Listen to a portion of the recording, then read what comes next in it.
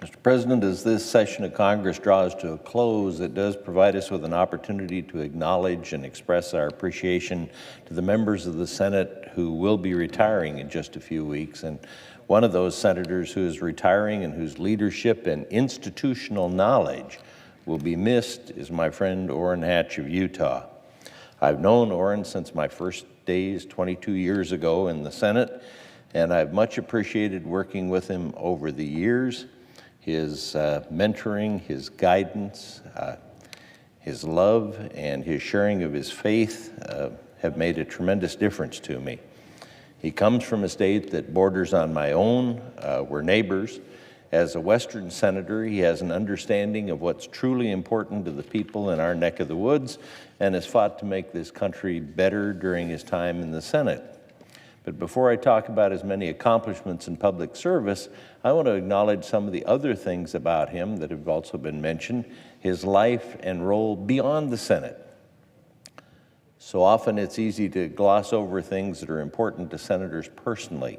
Sometimes it's easy to forget the men and women we know have their lives that stretch beyond these halls.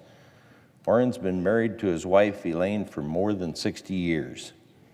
He's the father of 6, grandfather of 23, and currently has 24 great-grandchildren. He's an author and a man of many talents. It's been mentioned that he's a talented composer and musician and has both a gold and platinum record from the Recording Industry Association of America. He's been instrumental in the musical world and has been awarded an honorary Grammy. And he's been the main protector of copyrights. Orrin has dedicated his life to serving the people of Utah.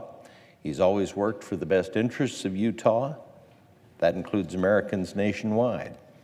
He's served in the Senate since 1977, and since 2015 has been the president pro tempore, where he can be seen presiding during the opening of the Senate for daily business, probably more than any other president of the Senate. The numbers are in, and they are impressive. He served under 7 presidents, been a part of both the minority and majority, and has served the people of Utah in the United States Senate for over 40 years. Orrin has served in a variety of leadership roles and has helped America every step of the way.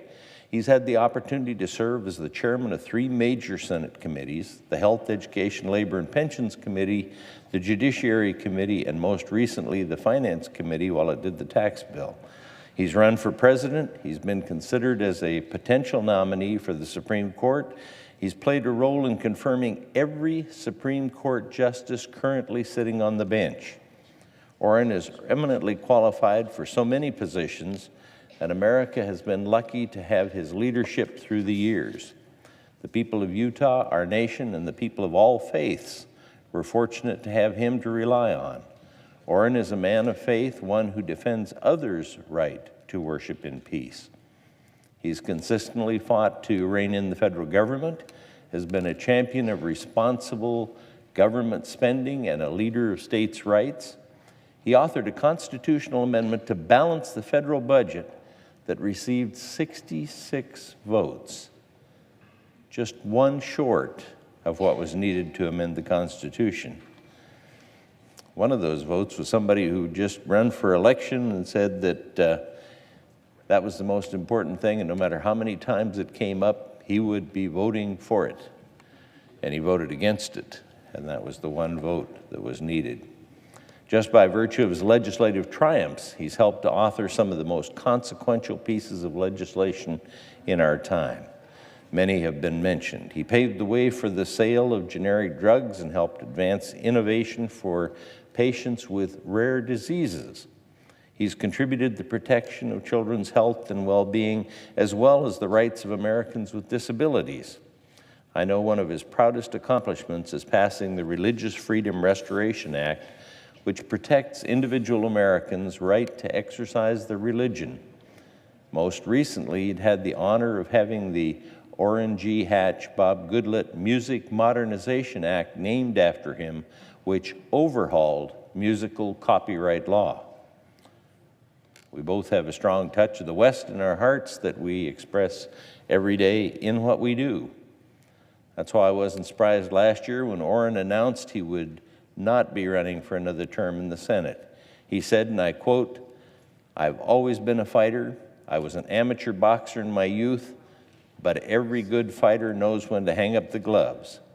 I look forward to spending more time with family, especially my sweet wife, Elaine, whose unwavering love and support made all of this possible," end quote.